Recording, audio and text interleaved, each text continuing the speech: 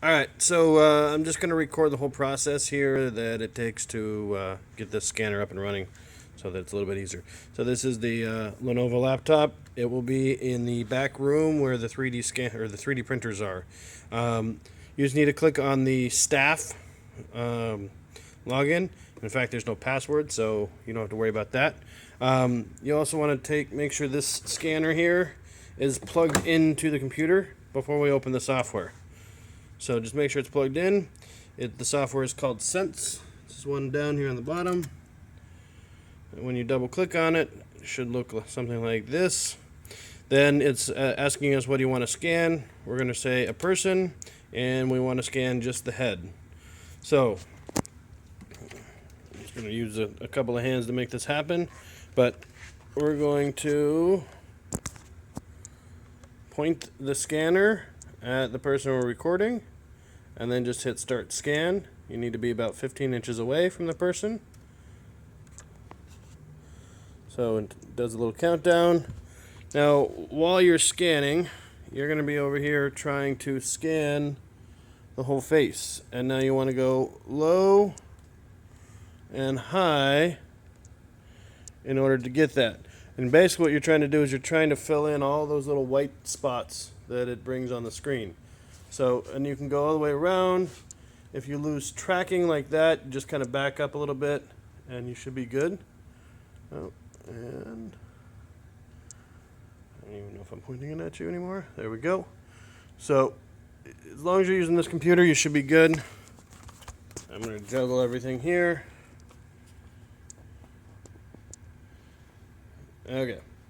So, as you can see, I'm just continuing to scan around, and if I watch the screen, it begins to fill in all those white spots. So, you can kind of bring it back to the front. Should pick ourselves back up. Okay. Well, anyways, it should work. It's not really working that well because I'm not really watching what I'm doing, but just go all the way around the person.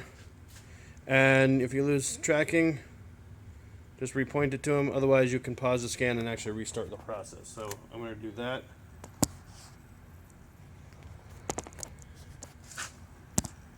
And I hit escape in order to do a rescan. And we're going to rescan here. Sorry. There we go. 1, 2, 3, 4, go. So once again, just try to fill in and have all those white spots.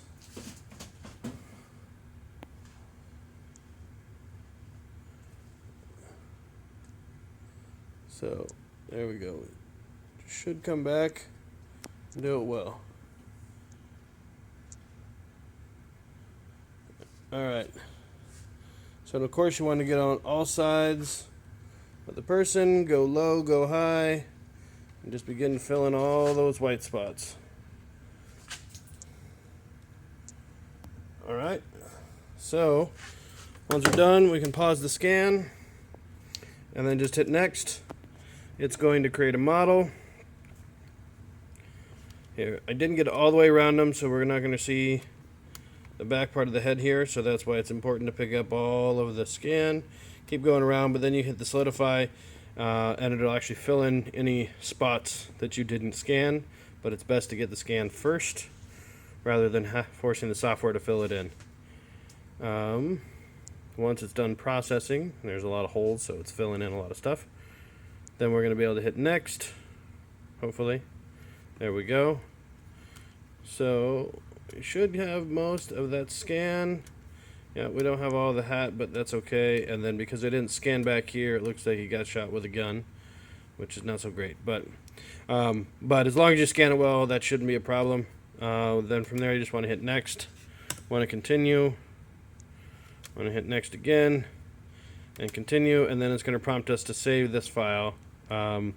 We just want to make sure that we save this file here. So just hit save, and we want it in, well, actually it doesn't matter what form. Just go ahead and save it as an OBJ and save it to the desktop, and I'll extract it when I come back so we can make the file. And that's about it.